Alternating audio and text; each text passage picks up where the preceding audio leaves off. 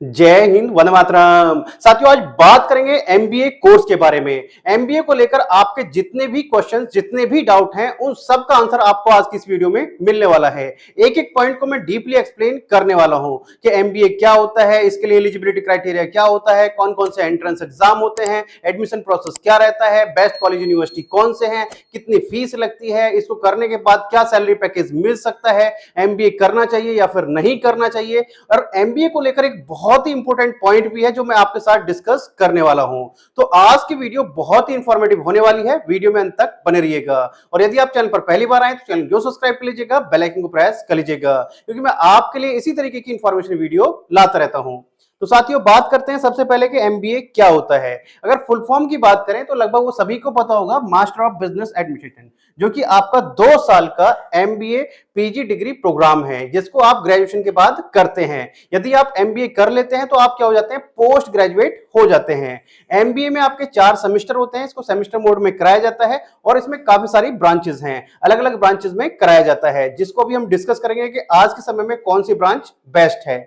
अब बात करते हैं साथियों, एमबीए करने के लिए एलिजिबिलिटी क्राइटेरिया क्या है, यानी कि योग्यता क्या चाहिए होगी, कौन कौन एमबीए कर सकते हैं। तो साथियों, एमबीए के लिए आपने अपना किसी भी मान्यता प्राप्त यूनिवर्सिटी से ग्रेजुएशन किया हुआ हो, यानी कि आपने क्या किया हुआ, अपना ग्रेजुएशन किया हुआ हो, तो आप एमबीए कर सकते हैं। ग्रेजुएशन में कुछ भी हो सकता है, ऐसा नहीं है कि बीबीए के बाद ही एमबीए कर सकते हैं। आपने बीए किया है, बीएससी किया है, बीकॉम किया है, बीटेक किया है, तो आप एमबीए कर सकते हैं। और ये फर्क नहीं पड़ता कि आपने अपना ग्रेजुएशन डिस्टेंस में किया है, प्राइवेट से किया है, तो आप अपना अगर अपने प्राइवेट से भी अपना बीए किया है तो आप अपना रेगुलर से एमबीए कर सकते हैं, कोई प्रॉब्लम नहीं है।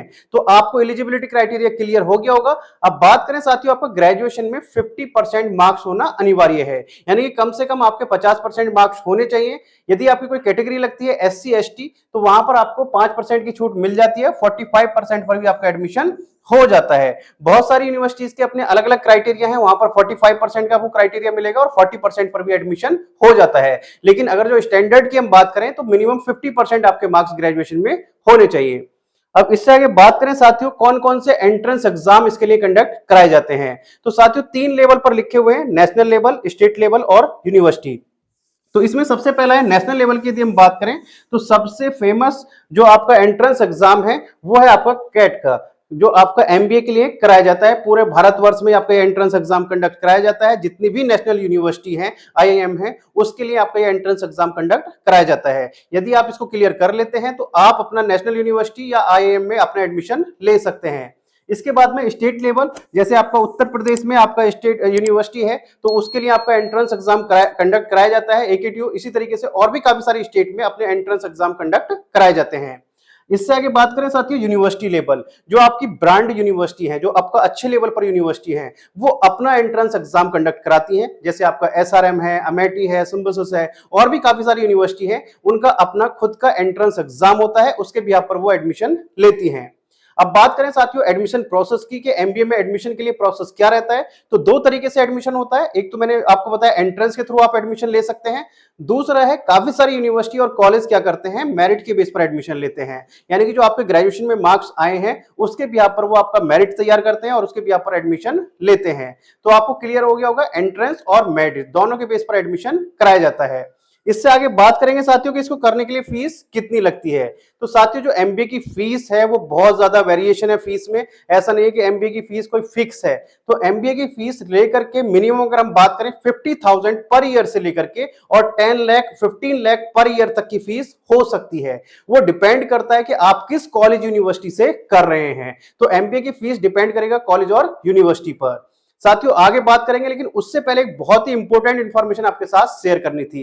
डिस्क्रिप्शन बॉक्स में मैंने एक लिंक दिया हुआ है सक्षम स्कॉलरशिप के नाम से।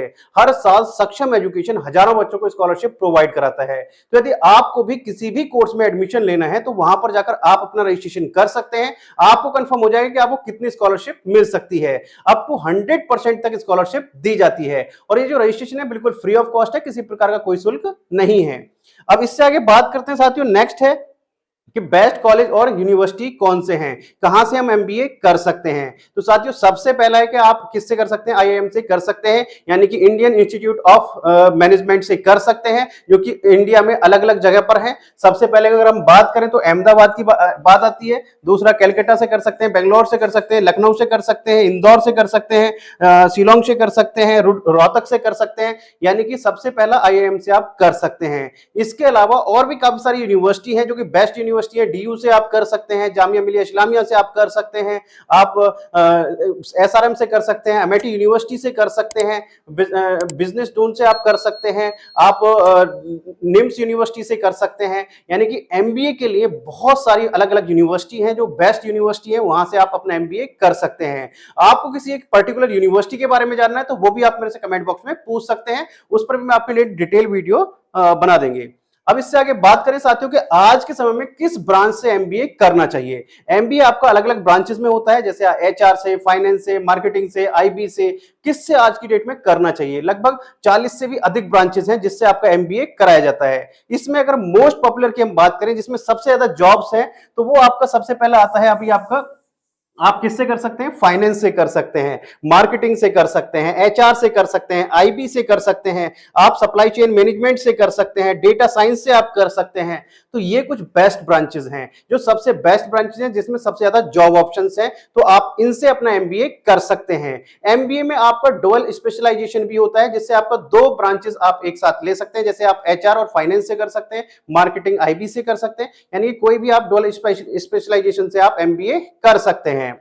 अब इससे आगे जो और भी काफी सारी ब्रांचेस हैं जिनसे आपका एमबीए कराया जाता है, इनसे भी आप एमबीए कर सकते हैं। जैसे आप मेडिकल की फील्ड में हैं तो आप अपना मेडिकल की फील्ड में आप उससे एमबीए कर सकते हैं, यानी कि जिस फील्ड में आप वर्क कर रहे हैं उस फील्ड से आप एमबीए कर सकते हैं, यानी कि जिस भी सेक्टर में आप हैं उस सेक्टर से आप अपना एमबीए कर सकते हैं। एमबीए की काफी सारी ब्रांचेस हैं, यदि आपको किसी एक पर्टिकुलर ब्रांच के बारे में जानना है तो वो भी आप मेरे से कमेंट बॉक्स में पूछ सकते हैं।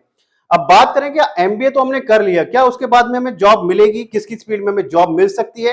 तो साथियों एमबीए करने के बाद में जो जॉब एरिया है वो बहुत बड़ा है, यानी कि जॉब ऐसा नहीं है कि बहुत लिमिटेड है, कुछ एक कंपनी में जॉब मिल सकती है। तो एमबीए के बाद में जो जॉब एरिया है वो बहुत बड़ा है, ये बहुत कम लिखे हुए मैंने, इनसे इनके भी अलग बहुत सारे पॉइंट्स हैं जहां पर आपको जॉब मिल सकती है। सबसे पहले आपने अगर एमबीए कर लिया तो आप ब्रांड मैनेजर बन सकते हैं, मार्केटिंग मैनेजर बन सकते हैं, मार्केटिंग रिसर्च आप में जा सकते हैं, सेल्स मैनेजर बन सकते हैं, प्रोडक्ट मैनेजर बन सकते हैं, मीडिया प्लानर आप बन सकते हैं, इंटरनेट मार्केटिंग मैनेजर बन सकते हैं, अकाउंटिंग मैनेजर आप बन सकते हैं, रिस्क एंड इंश्योरेंस मैनेजर बन सकते हैं, कैश मैनेजर आप बन सकते हैं, सप्लाई चेन मैनेजमेंट में आप जा सकते हैं। बहुत सारे आपके पास जॉब ऑप्शंस हैं। इसके अलावा जितने आपके लिखे हुए हैं इनसे 4 गुने आपके पास जॉब ऑप्शंस हैं, तो जॉब की कमी नहीं है। एमबीए करने के बाद में जॉब ऑप्शंस बहुत हैं।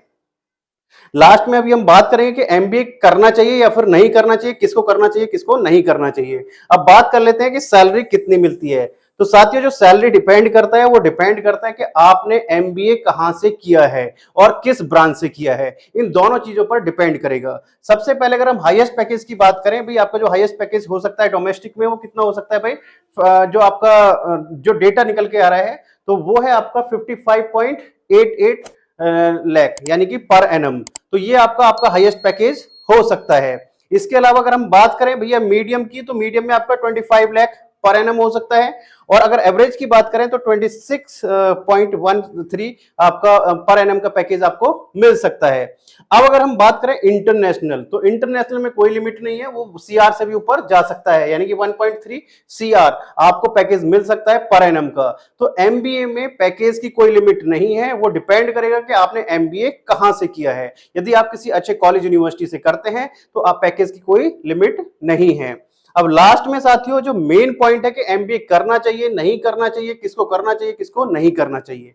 साथियों जैसा मैंने अभी बताया एमबीए अलग अलग ब्रांचेस में कराया जाता है। यदि आप किसी फील्ड में वर्क कर रहे हैं, जैसे आप फाइनेंस की फील्ड में वर्क कर रहे हैं, आप एचआर की फील्ड में वर्क कर रहे हैं, या आप मेडिकल की फील्ड में है, मार्केटिंग में है, मेडिकल की मार्केटिंग में है, तो आप एमबीए जरूर करिए। जिससे आपको क्या मिलेगा, कैरियर में ग्रोथ मिलेगा, आपकी सैलरी इंक्रीमेंट होगा, या आपका इंटरेस्ट है मेडिकल की फील्ड में आपको अपना कैरियर बनाना है तो आप एमबीए कर सकते हैं, मेडिकल से कर सकते हैं, हैं, आपका फाइनेंस में इंटरेस्ट है तो एमबीए आप फाइनेंस से कर सकते हैं, एचआर से कर सकते हैं। बस ध्यान रखिएगा कि एमबीए के लिए आपके अंदर सीखने की ललक होनी चाहिए, आपके अंदर कम्युनिकेशन स्किल्स आपकी स्ट्रांग होनी चाहिए, इंग्लिश में आपका इंटरेस्ट होना चाहिए। तो ये सब सारी चीजें होना जरूरी है। यदि ये सब सारी चीजें आपके अंदर हैं तो आप एमबीए कर सकते हैं, कोई प्रॉब्लम नहीं है। यदि आपको एमबीए इंग्लिश से डर लगता है, आपकी बॉडी लैंग्वेज सही नहीं है, आपको लगता है कि मैं कम्युनिकेशन स्किल स्ट्रांग नहीं हो पाएंगी, तो फिर आप एमबीए से दूर रहिएगा, एमबीए मत कीजिएगा। क्योंकि ये सब सारी चीजें देखी जाती हैं, क्योंकि वहां पर एज आप टीम लीडर वर्क कर पाएंगे नहीं कर पाएंगे, क्योंकि जो पोस्ट मिलती है वो अच्छी खासी पोस्ट मिलती है एमबीए के बाद में। तो उसके लिए आपको क्या होना पड़ेगा, थोड़ा सा स्ट्रांग होना पड़ेगा, आपको अपने अंदर लीडरशिप डेवलप करनी पड़ेगी।